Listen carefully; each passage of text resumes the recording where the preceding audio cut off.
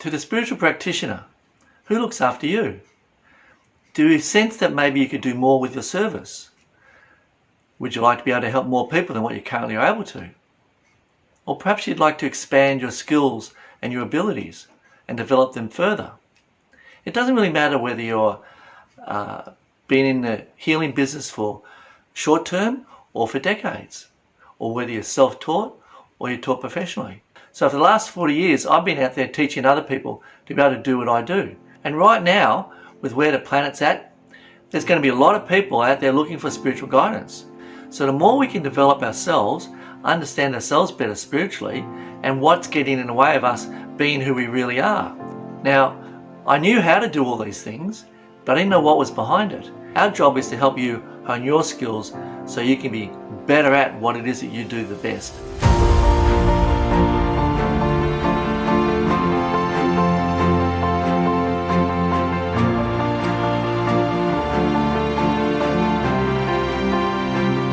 My whole life, I understood I was a spiritual creature, and I had a mother who's very spiritual, and she taught me a lot of things. So at the age of 8, I started working with disincarnated souls in the middle of the night, and I did that for a long time, and I just thought all that was normal.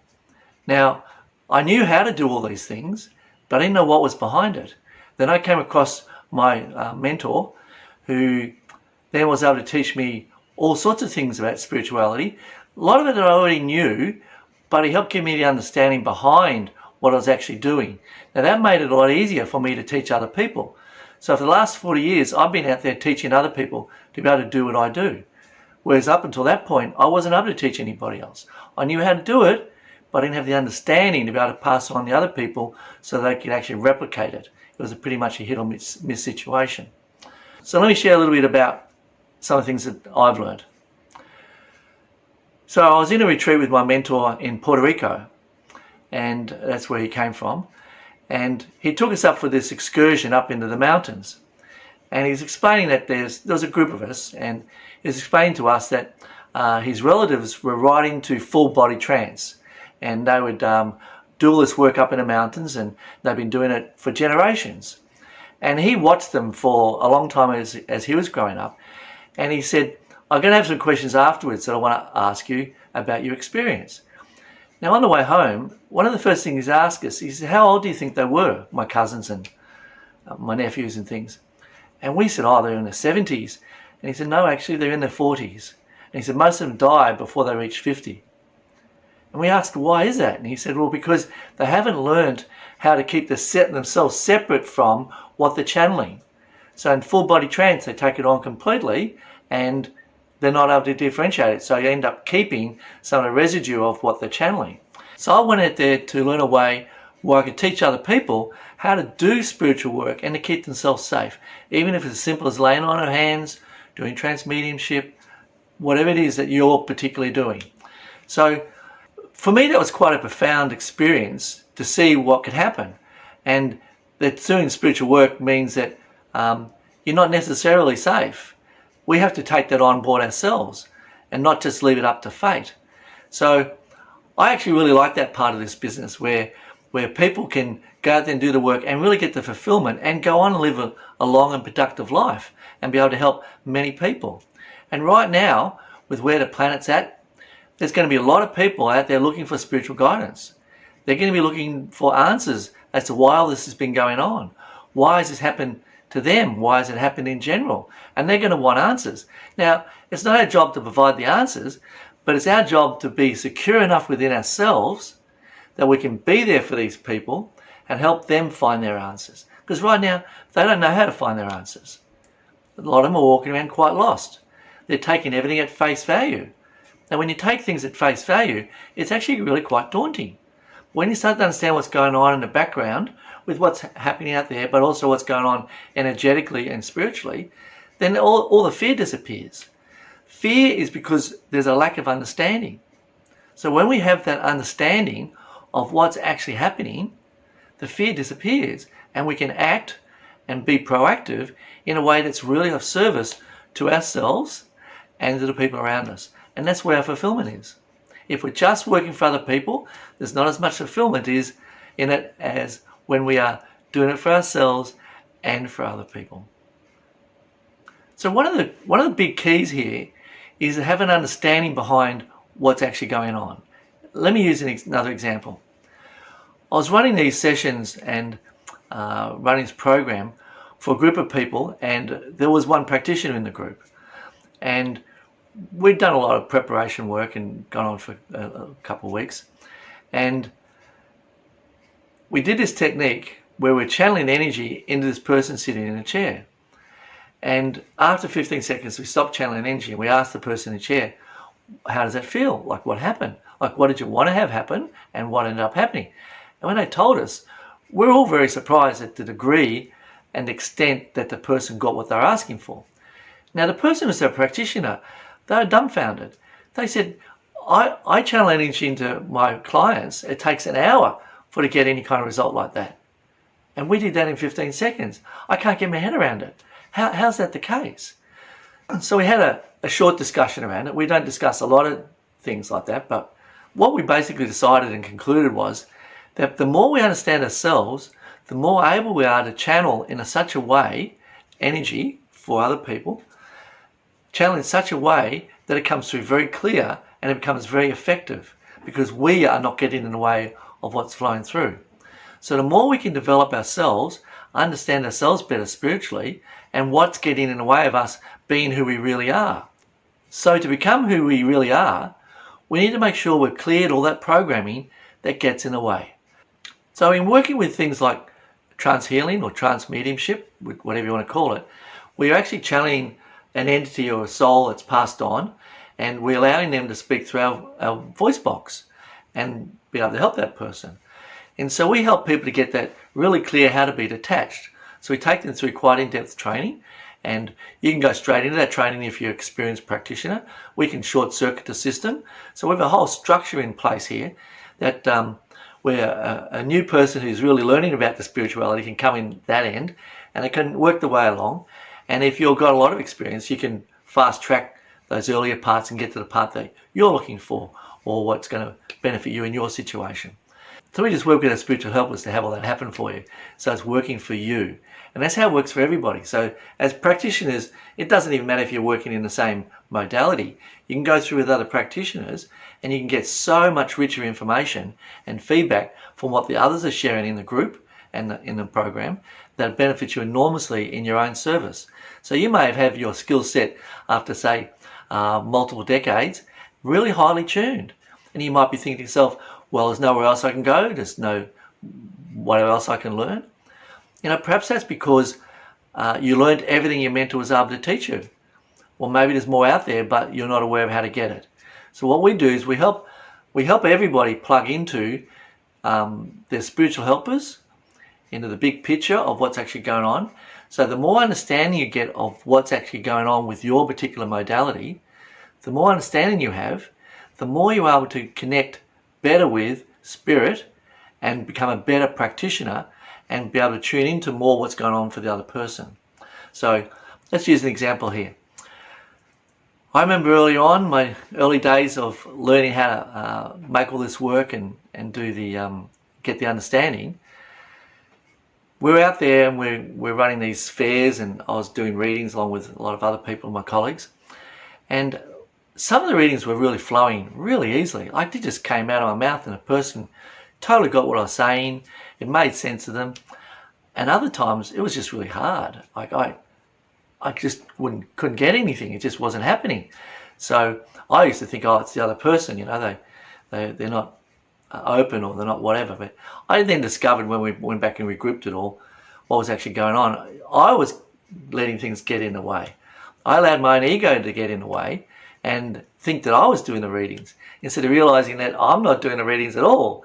I'm allowing spirit to speak through me for that person, for whatever it is that they need to hear. Now, that doesn't necessarily mean that we're telling them things about their life. We're just sharing some things that make sense, help them to put it together. It's like maybe feeding a couple of jigsaw puzzle pieces to them, so then the puzzle starts to become clearer for them. So a lot of times when people come for a reading, they just want a little bit of help. Some people come along and they want to be told things. Well, we don't do those kind of readings. We don't tell people things. We don't talk about the future. Why not? Because that's not our job. Our job is to help that person plug into the spiritual helpers so they can work with whatever's possible in their future. What we do is we set up a foundation. So our whole structure, our whole system that we have, as detailed and elaborate as what it is designed primarily to help us to tune into our spiritual helpers. So as we're getting the training, we're going through the foundations, getting the advanced information, we're actually putting it into practice and making it work on a practical sense for our modality or our practice or our business, or whatever's actually going on. So we can hone our skills by adjusting ourselves and having ourselves be free of all the programming, the ideas, the lack of understanding, so we can really be of service. So as a practitioner, I know myself that I'm continually honing my skills and I'm continually getting better. Now, is there an end to the process? Well, I'd like to think not. I'd like to think I can continue to get better. It's only my own limitations that are stopping me from being of more service, because that's all it is. The more I hone my skills, the more I can be of service. And we have a whole structure in place here that even people come in who are practitioners say, wow, I can reach so many people working through what you have here. So sometimes some practitioners come in and they think, wow, this is an opportunity here where I can really be of service on a much larger scale than what I am in my own practice. Now, we're not saying come join us, but if they want to, they can. Our job is to help you hone your skills so you can be better at what it is that you do the best. Now, a lot of practitioners out there are self-taught.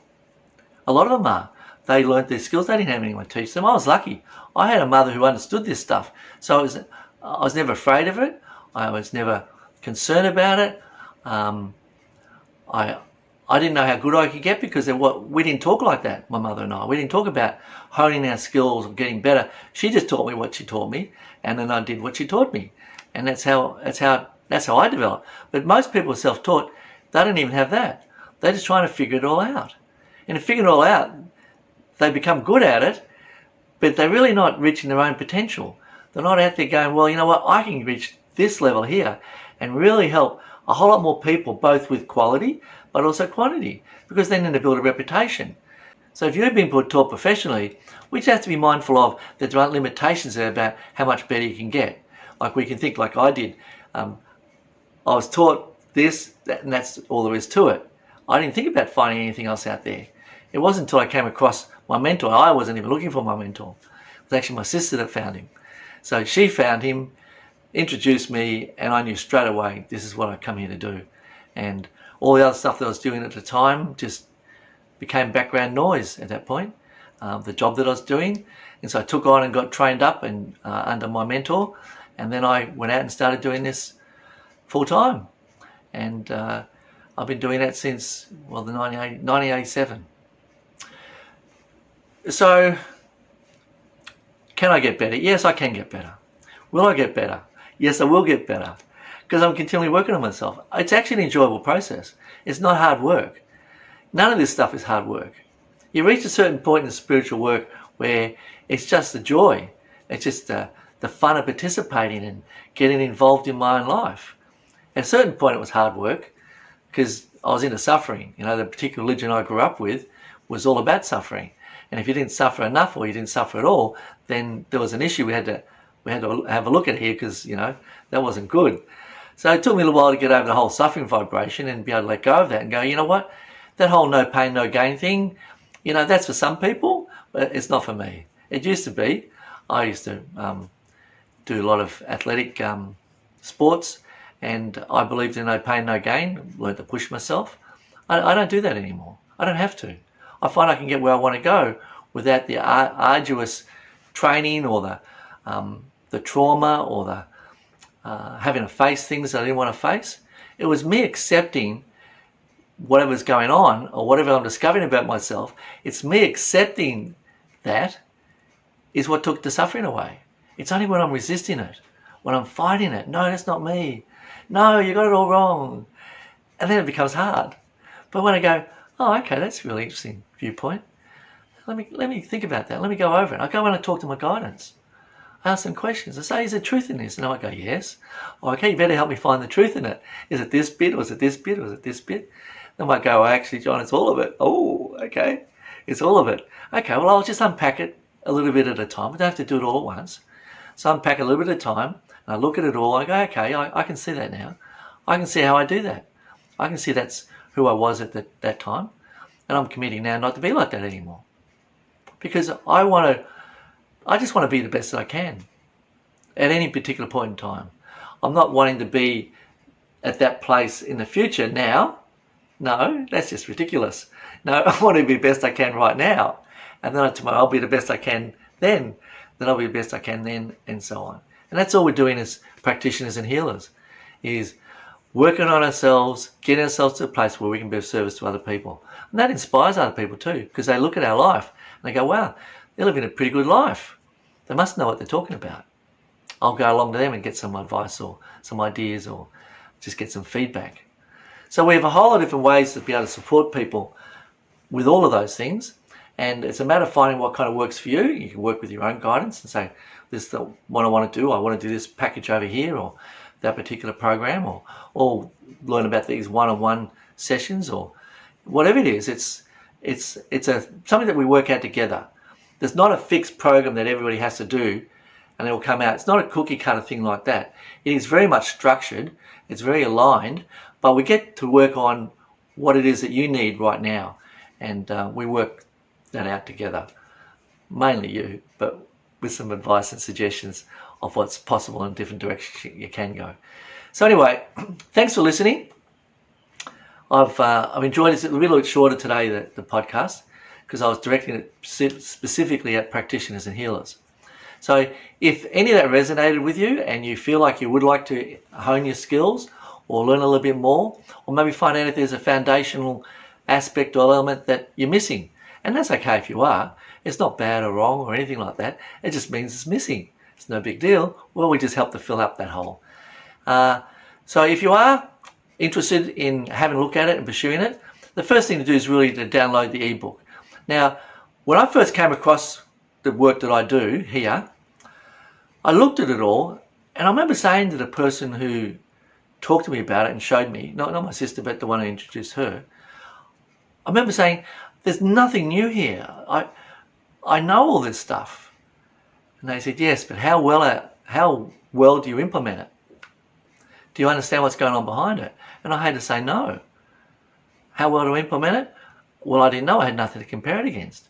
But when I got involved, I started to realize, you know what? I had a great foundation, but I was still in kindergarten. I was still in primary school. I wasn't at university graduate level or postgraduate. It was just, and that's what this program's done for me. This particular structure, these programs, the elements in it have really helped me to take control of my inner security, develop my skills, and in such a way that I can be of service. So that's what I'm wishing and hoping for you. And you may be listening to this and say, I've got everything completely covered, and that's great. I'm not saying you don't. And if that's the case, I'd love to have a chat with you and just talk through. Maybe I can learn some things from you. All right, well, thanks very much for listening, and I look forward to seeing our next podcast.